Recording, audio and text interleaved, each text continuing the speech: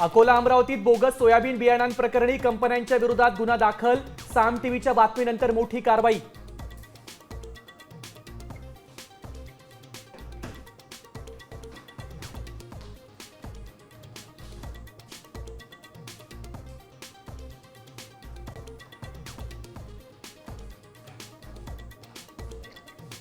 शेतकऱ्यांना जाहीर केलेल्या कर्जमाफी 2026 लाच शेतकऱ्यांची जाहीर केलेली कर्जमाफी 2026 लाच होणार।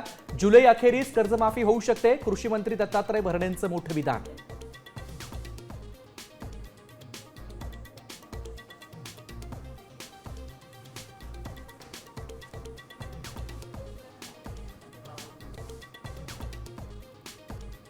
माजी खासदार विनायक राऊतांसह कुटुंबावर सुनेकडून शारीरिक आणि मानसिक छळाचे आरोप।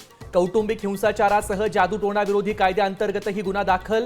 विनायक राऊतांनी मात्र सर्व आरोप फेटाळले।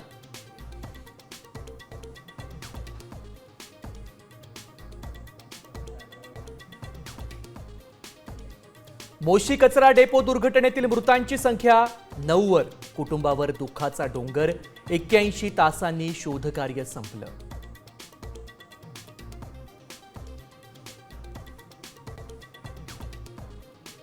छत्तीसगडमधील कोळसा खाण वनीकरणासाठीच्या जमीन खरेदीत घोटाळा।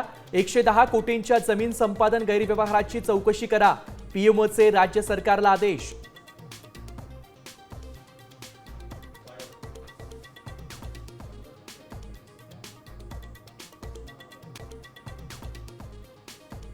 अमेरिकेचे इराणवर जोरदार हवाई हल्ले। 140 लष्करी ठिकाणांना केलं लक्ष्य, तर इराणचा कुवेत बहरीनवर हल्ला। होर्मुझ जलमार्ग पुन्हा बंद।